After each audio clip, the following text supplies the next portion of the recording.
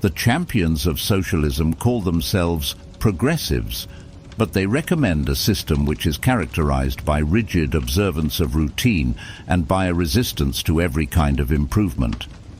They call themselves liberals, but they are intent upon abolishing liberty. They call themselves democrats, but they yearn for dictatorship.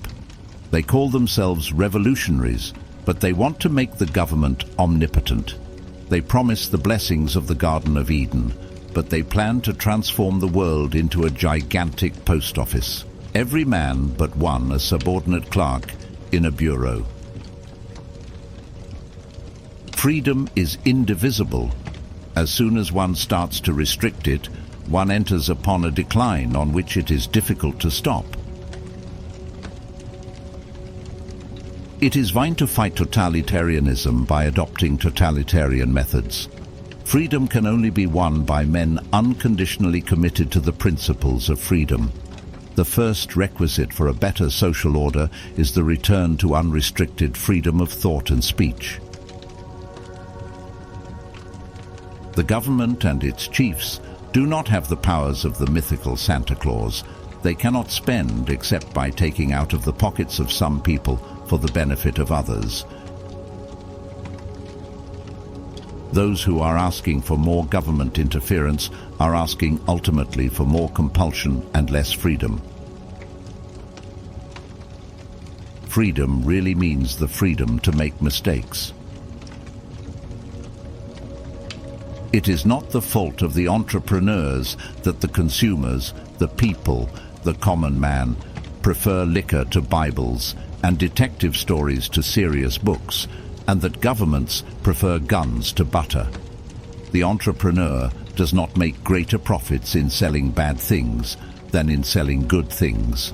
His profits are the greater, the better he succeeds in providing the consumers with those things they ask for most intensely. The alcoholic and the drug addict harm only themselves by their behavior. The person who violates the rules of morality governing man's life in society harms not only himself, but everyone.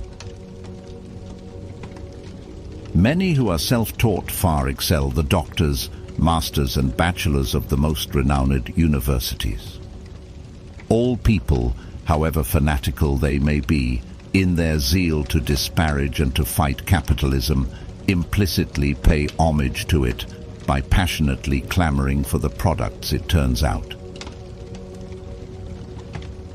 Every step which leads from capitalism toward planning is necessarily a step nearer to absolutism and dictatorship.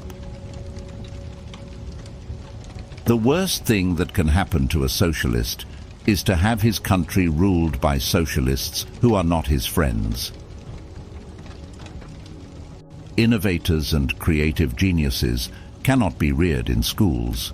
They are precisely the men who defy what the school has taught them.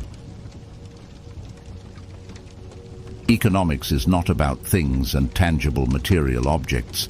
It is about men, their meanings and actions. Government cannot make man richer, but it can make him poorer.